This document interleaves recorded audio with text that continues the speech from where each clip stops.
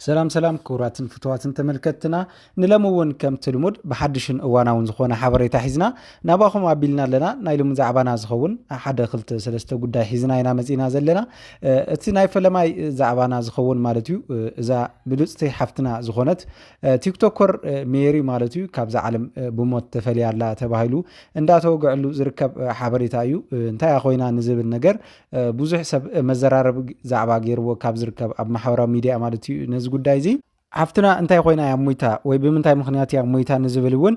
ብዙሕ ዛዕባታት ሒዘ ንሎሚ ቀሪበ ዘለኹ ማለት እዩ ድሕርዛ ሓፃር መሰጋገሩን ሙሉእ ትሕዝቱ ናባኹም ሒዘ ክቐርብ እየ ማለት እዩ ካሊውን እንተሪና እዛ ደራፊት ወይ ድማ ስነ ጥበባዊት ማህሌት ገብረ ጀወርጊስ ማለት እዩ እዛ ትግራዊት ስነ ጥበባዊት ማህሌት ገብረ ጀወርጊስ ሓፍትና ማለት እዩ ብጽኑዕ ከም ዝሓመመት እንዳተገለጸ ይዝርከብ ፍላይ ኣብ ማሕበራዊ ሚድያ ዝተለቀቀ ሓደ ፎቶውን መነጋገሪ ኮይኑ ቀንዩ ኣሎ ማለት እዩ ነዚኦምን ካልኦቱን ዘበሉ ዛዕባታት ሒዘ ቀሪበ ኣለኹ እስካብ መወዳእታ ሓበሬታና ምሳና ክጸንሑ ድማ እንዳዓደምኹ ሰናይ ጻንሒት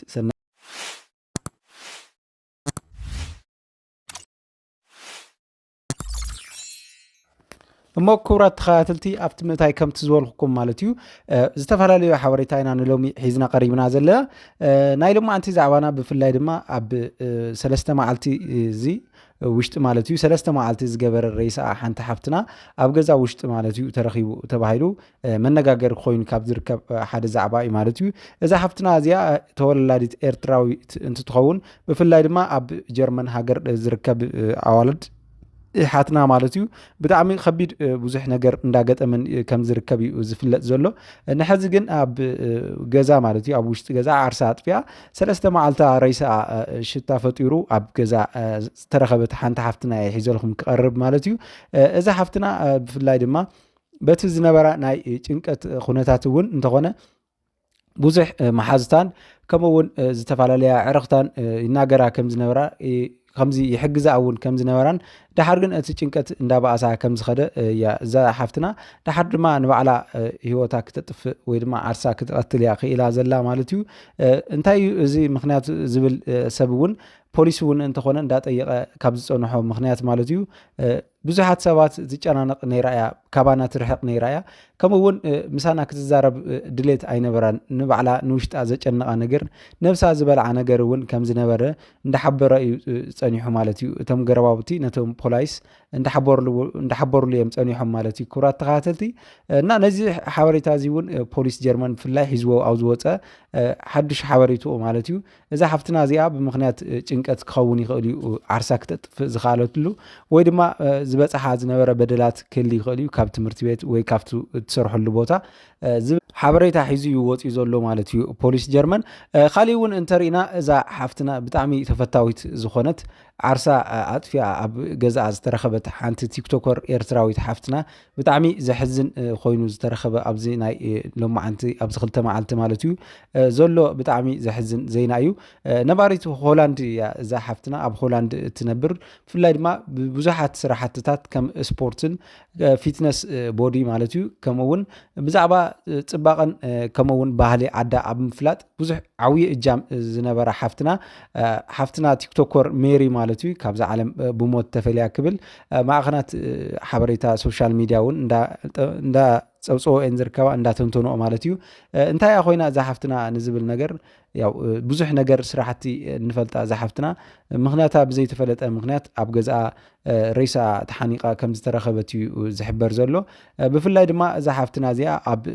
ቲክቶክ ወፅያ ማለት እዩ እትህቦም ናይ ስፖርታዊ ልምምዳት ምርኢታትን ከምኡውን ባህሊ ዓዳ ኣብ ምፍላጥን ዘለዋ ዓብዪ እጃም ማለት እዩ ንህዝቢ ተፈታውነት ኣርኪቡላ ዝነበረ እዩ ማለት እዩ እዚ ስራሕታታ ማለት እዩ ድሓር ግን ብዘይተፈለጠ ምክንያት ኣብ ገዛ ተሓኒቃ ሞይታ እያ ተረኺባ ማለት እዩ ብጣዕሚ እዩ ዘሕዝን ብፍላይ ድማ እዛ ሓፍትና ኣስታት 33 ዓመት ትገብር እያ ተባሂሉ ዝእመነላ ዝግመት ዕድሜኣ ማለት እዩ ዝበፅሓ ሕማቕ ነገር ሰሚዕና ብጣዕሚ ድማ ዘሕዝን ኮይኑ እዩ ተረኺቡ ዘሎ ማለት እዩ ከምቲ ኣብቲ ስክሪን ትሪእዎ ዘለኹም እዛ ሓፍትና ብዙሕ ኩነታታ ማለት እዩ ፅቡቕ ዝበሃል ካብ ገፃ ጭንቀትን ተሓጓስን ዝኸውን ነገር ዘይነበራ ጥራሕ ነቲ ፅቡቕ ስራሕትታት ኣብ ምልላይን ከምኡውን ብዙሕ ነገራት ብታሕጓስ ትገልፀሉ ዝነበረት ናይ ቪድዮ ቲክቶክ ማለት እዩ ኣብኡ ትረኣየሉ ፅቡቕ ነገር ከም ዝነበረ ጥራሕ እዩ ዝረአይ ነይሩ ማለት እዩ ይኹን ዳመር ብዘይተፈለጠ ምክንያት ማለት እዩ እዛ ሓፍትና ዓርሳ ኣጥፊያ ተረኺባ ዘላ ኣብ ገዛ ማለት እዩ ኣብ ዕፁብ ገዛ ዓርሳ ብምጥፋእ ድማ ምክንያቱ ክፍለጥ ኣይተኻኣለን ማለት እዩ ምክንያቱ ምስኣ ዝነበረ ወይ ምስኣ ዝቐነየ ሰብ ከም ዘይነበረን ንባዕላ ካብ ስራሕ ናብ ገዛ ትመላለስ ከም ዝነበረትን ኣብ ሆላንድ ዝርከቡ ብፍላይ ብቀረባ ዝፈልጥዋ ሰባት እውን ፅቡቕ ሰላምታን ናይ ስልኪ ምልውዋጥን ይገብሩ ከም ዝቐነዩ እዮም እንዳተነገረ ፀኒሑ ማለት እዩ እንዳተናገሩ ዝሰሙ ማለት እዩ እንታይ ግን እቲ ምክንያታ ዝብል ነገር ድማ ብፍላይ ናይ ስራሕ ምጭንናቕ ከምኡውን ናይ ቤተሰብ ሰላም ዘይምፍጣር ምስ መሓዛኣ ወይ ምስ በዓል ቤታ ዶ ይኾን ሕማቕ ነገር ገጢምዋ ንዝብል ነገር ብዙሕ ሰብ እንዳጠርጠረ ዝርከብ ካሊእ እውን እንተሪእና ማለት እዩ ብዛዕባ ሓንቲ ኣርቲስት ወይ ድማ ሓንቲ ስነ ጥበባዊት ደራፊት ማለት እዩ ብፍላይ ኣብዚ ሰሙን እዚ ኣብ ማሕበራዊ ሚድያ ፎቶኣ ተለጢፉ ብጣዕሚ ሕማም ከም ዘጥቃዓ እንዳተወገአላ ዝቐነይቲ ሓፍትና ልሙዓንቲ እውን ዝወፀ ብፍላይ ኣብ ማሕበራዊ ሚድያ መነጋገሪ ኮይኑ ዝርከብ ዘሎ ብዛዕባ ናይ ማህሌት ገብረ ጀወርጊስ ምሕማም ማለት እዩ ማህሌት ገብረ ጀወርጊስ ብፍላይ ኣብ ውግእ ዝነበረሉ ሰዓት ዝተፈላለዩ ንህዝቢ ዘነቃቅሕ ወይ ድማ ንህዝቢ ካብ ሓዘኑ ዘላቀቕን ከምኡውን ብፍላይ ንተመዛበልቲ ሕሞራ ፍልይ ዝበለ ተግባራታ ማለት እቲ ናይ ተፈናቐል ዝኾነ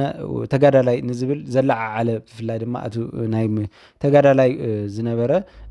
ውፍይነትን ከምኡውን እጃምን ማለት እዩ ሓዚኑ ከም ዘሎ እቲ ህዝቢ እውን ዝገልጽ ደርፊ ተጋዳላይ ዝብል ደሪፋ ምንባራ ዝዝከር እዩ ካብኡ ንዳሓር እውን ነፀላ ዜማ ከም ዘይለቀቐት ዝንገረላ ዝነበረ ዳሓር ድማ ብምድንጓያ ምክንያት ዝተፈላለዩ ሰብ ኣላድብኾ ብሂወት እንዳበለ እንዳተሻቀለ ኣብዚ ሕዚ ድማ ብኤአይ ዝተባሃለ መሳርሒ ወይ ብኤአይ ዝተባሃለ ሶፍትዌር ማለት እዩ ዝተለቀቐ ሓደ ነፀላ ዜማ ለቂቃ ነይራ ብድሕሪኡ ግን ዝኾነታት እዚ ተፈጢሩ ኣብ ማሕበራዊ ሚድያ ድማ ብዝሕዝን ፎቶ ብጣዕሚ ብዝኸፍአ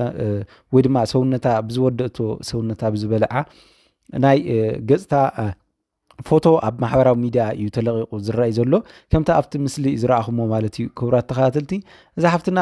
ብጣዕሚ ዘሕዝን እዩ ኣብ ስራሕታታ ብፍላይ ንባዕላን ንቤተሰባን እውን እንዳሓገዘት ትነብር ዝነበረት እዛ ሓፍትና ሕዚኡ ግን ኣጥቂዕዋ ዘሎ ሕማም እውን እንታይ ከም ዝኾነ ምክንያቱ ኣይተፈለጠን እቲ ፎቶኣ ግን ብጣዕሚ ከፊእዋ ከም ዘሎ እዩ ዘመላኽት ማለት እዩ ካሊእ እውን እዛ ሓፍትና ኣብ ሃገረ ጀርመን ኢዳ ተቆሪፃ ተባሂላ ዝነበረት ማለት እዩ ብፍላይ ናታ ሓበሬታ ብጣዕሚ ብዙሓት ነገራት እንዳተወግዕሉ ዝፀንሑ እዩ ኣብ ማዕስከር ትነብር ከም ዝነበረትን ከምኡውን እዛ ሓፍትና እዚኣ ኣደ በዓል ሓደ ቆልዓ ከም ዝኾነትን ከምኡውን እቲ ቆልዓ ናይ 3 ወርሒ ከም ዝኾነን ሓራስ እውን ዝበሃል ዕድመ ዘለዎ እቲ ቆልዓ ማለት እዩ ህፃን ገና ከም ዝኾነት እዛ ሓፍትና እውን ሓራስ ከም ዝኾነት እዩ ዝሕብር ማለት እዩ እቲ ዝወፅ ዘሎ ሓበሬታታት ብፍላይ ፖሊስ ጀርመን እውን ካብ ማዓስከር ብዙሕ ሓበሬታ እንዳወሰደ እዩ ረኺቡ እንዳወሰደ ይቐንዩ ማለት እዩ እንዳወሰደ እውን ዝተረኸበሉ ብሚድያታት ዝወፀ ፎቶታትን ከምኡውን ዝተፈላለዩ ምስልታትን እንዳወፀ እዩ ዝርከብ ብፍላይ ድማ ኣብቲ ማዓስከር ዝነብሩ ኩሎም ተመዛበልቲ ማለት እዩ እቶም ዕቕባ ዝጠየቁ ኣብ ጀርመን ማለት እዩ ኤርትራውያን ከምኡውን ገረባውታ ናይታ ቆልዓ እውን እንተኾነ ብዙሓት ነገራት ተጠየቆም እዮም ንኣብነት ከም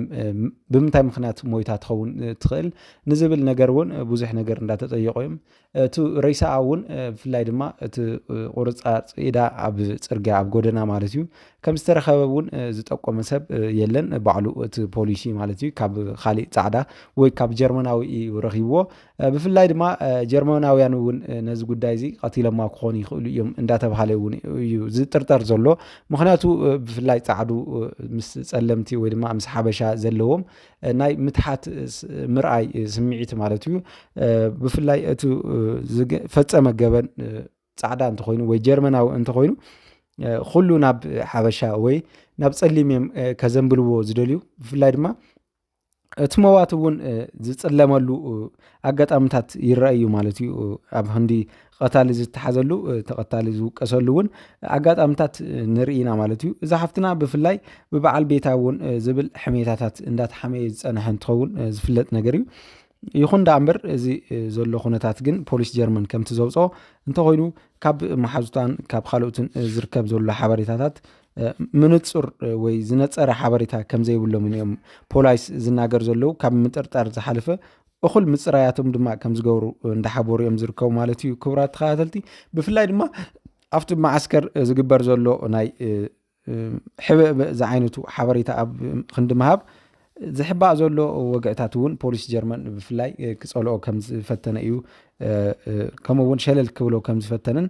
እንዳተሓበረ እዩ ዝርከብ ማለት እዩ። ክቡራት ተኸታተልቲ እና ነዛ ሓፍትና እንተኾነ እውን ፅንዓት እንዳተመነና ንቤተሰባ ንባዕላ እውን መንግስተ ሰማይ ከዋርሳ ሰናይ ትምኒተ እዩ። ክቡራት ተኸታተልቲ ንሎማዓንቲ ዝነበረና ሓበሬታ እውን ነዚ ይመስል ነይሩ። ብካሊእ ሓድሽን እዋናውን ዝኾነ ሓበሬታ ናባኹም እስካብ ዘብል ሼር ላይክ ሳብስክራይብ ብምግባር ብፍላይ ሼር እንዳገበርኩም ድማ ናብ ብዙሓት ሓበሬታ ክበፅሖም ንባዕሎምን ንስድራ ቤቶምን ጥንቃቐ ንክገብሩ ብፍላይ ንቤተሰቦም እውን ንህፃውንቲ ደቆም እውን ጥንቃቐ ንክገብሩ ሼር ብምግባር ክንተሓባበር ይግባአና ማለት እዩ። ክቡራት ተኸታተልቲ እና ድሓን ኩንታ ናይ ስራሕ ሰዓት ክኾኑ ንኹም እንዳተመነና ቻው።